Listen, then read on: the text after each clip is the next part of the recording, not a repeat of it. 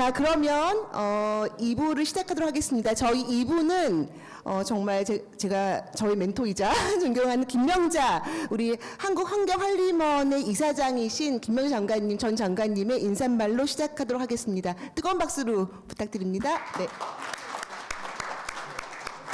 포인터. 장관님 위로.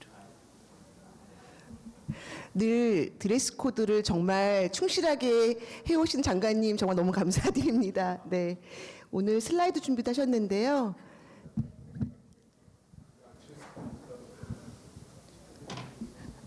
제가 작년하고 똑같은 말씀을 드려야 될 것 같아서요. 확 바꿔봤습니다. 그래서 슬라이드를 몇 장 갖고 왔습니다. 네, 한 해가 갑니다.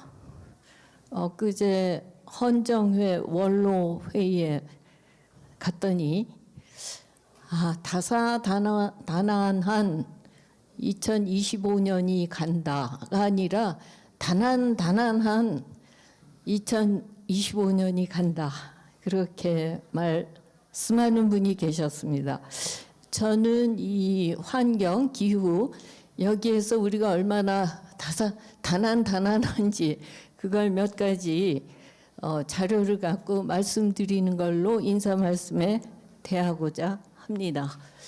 네, 산업혁명으로 흔히 설명을 하기도 하지만 이 그림은 마이클 포터의 그 6개의 웨이브로 설명을 하고 우리가 지금 처해 있는 제6차 파동이라는 것은 환경하고 깊이 연관되는 키워드가 쫙 들어 있습니다. 그런데 실존적 위협이다. existential risk. 그래서 글로벌 카타스트로픽 리스크에 직면해 있다. climate tipping point. 이거는 뭐 쭉 나오고 있는 거죠. 저 도처에 있습니다. 시간 관계상 제가 일일이 말씀드리지 않겠습니다. 우려되는 것은 클라이밍 티핑 포인트가 이제 시간 문제다. 곧 닥친다. 그런데 더 염려되는 것은 그 도미노 효과다. 쫙 무너지면서 그 도미노 효과가 인류 문명을 어떻게 만들 것인가. 이게 질문입니다. 제가 최근에 지난 여름 참 힘들더라고요. 그런데 자료를 찾아보면 우리 한국에서 힘든 거는 리스트에 들어가질 않아요. 명함을 내밀 수가 없어요. 이번에 유럽이 특히 심했죠.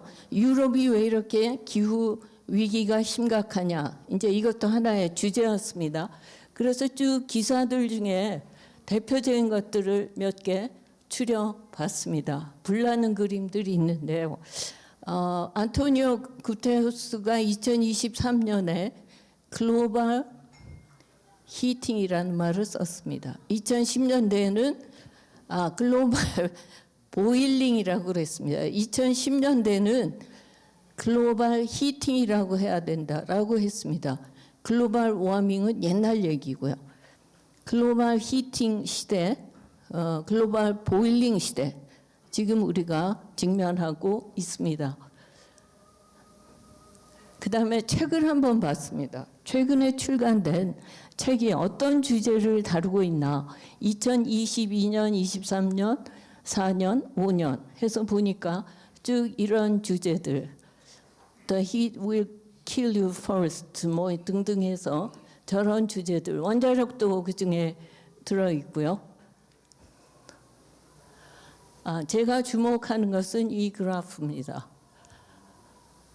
Socio-economic trends, 그 다음에 Earth System Trends라고 분류를 해서 몇 개의 지표 그래프를 쭉 종합을 했는데 그냥 상식적으로 저 그래프가 저렇게 치솟고 있는 게 어디까지 갈 수 있을까?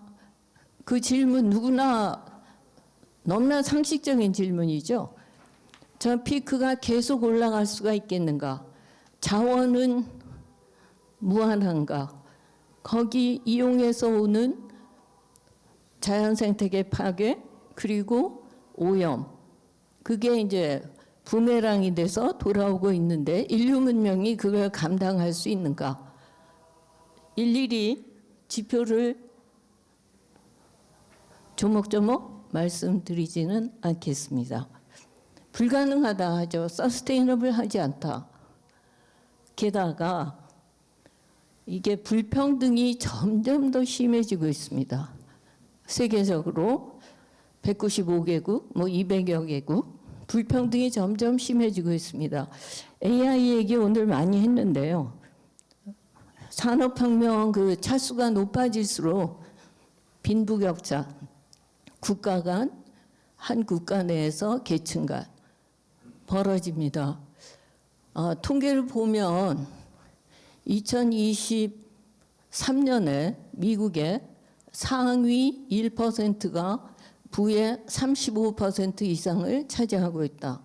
뭐 어디에는 40%라고 그럽니다. 세계적으로 보면 상위 1%가 40% 이상의 부를 점하고 있다. 1%가 가진 부와 95%가 가진 부가 맞먹는다. 자, 이렇게 치닫는 불평등, 그 속에서 어떻게 사회가 지탱을 할 수 있겠는가? 이것도 매우 중요한 질문입니다. 네, 제가 강연을 하느라고 자료를 찾다 보니까 재작년부터 이제 이 자료를 쓰고 있는데요. 2001년에 너무나 야심찬 보고를 DJ 대통령께 드렸던 적이 있습니다. 제가 와, 참 당돌하다 그렇게 생각을 했는데 녹색 GDP를 단계적으로 도입하겠습니다. 이런 보고를 했습니다. 2001년 2월의 일이었습니다. 즉 자연생태계 보전 그리고 환경오염 수준.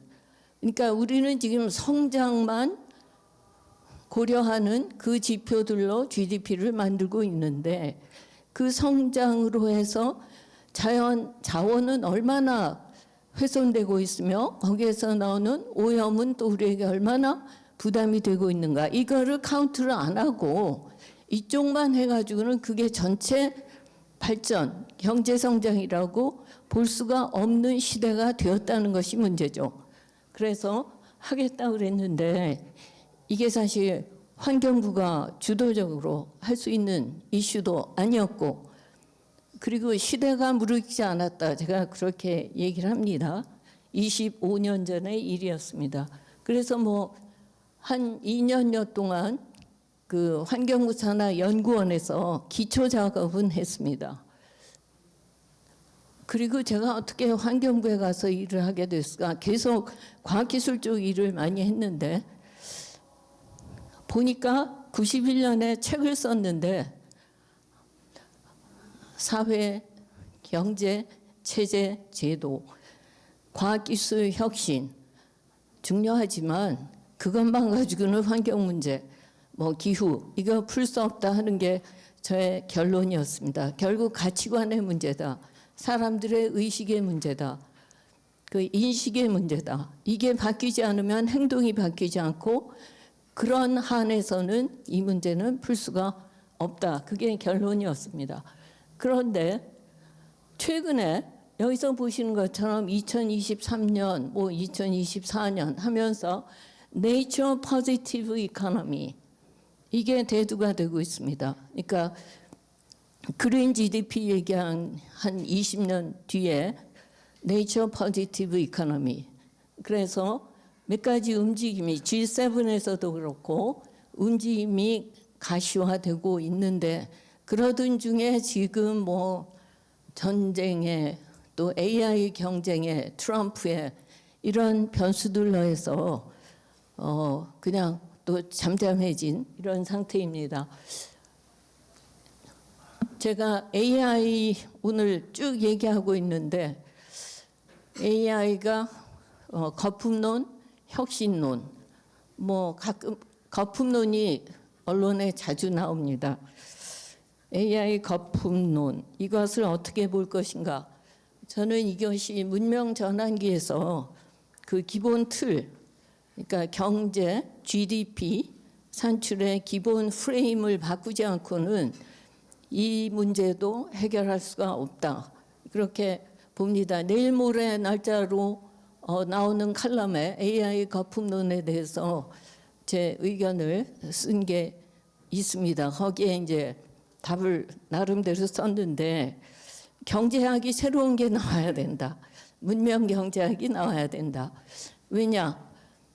가장 중요한 문제가 AI에 우리 홀려 있는 거 맞고 살려야 되는 것도 맞는데 지금 중요한 것은 이 그 혁명이라는 게 지금 인터넷 혁명보다 훨씬 더 나아가서 지금 일어나고 있는 변화라는 것은 그 경제의 근간을 이루는 것이 가상자산이 되고 있고 비실물 경제라는 거죠. 실물 경제에서 비실물 경제, 그러니까 가상자산이 주도하는, 그래서 세계 GDP의 4배 이상이 가상자산입니다. 그게 막 주가로 출렁이는 거죠. 그래서 최근에 1929년을 다시 보는 책이 나왔는데요. 거기에서 지금 이 상황이 1929년을 꼭 닮았다 하는 책이 지난 10월에 나왔습니다. 그래서 이 환경을 다루는 사람들이 그 측정을 어떻게 할 건가, 측정의 기준부터 바꾸는 그 새로운 틀을 만들지 않고서는 너무나 파편적으로 이 이슈를 보게 되고 그러는 한에서는 이 문제를 근본적으로 접근하기가 어렵다. 그러니까 문명사적 전환기에서 경제, GDP 이러한 기본적인 컨셉 이것들이 다 바뀌어야 되는 이러한 시점에 다다랐다라는 말씀으로 제가 결론을 맺겠습니다. 감사합니다.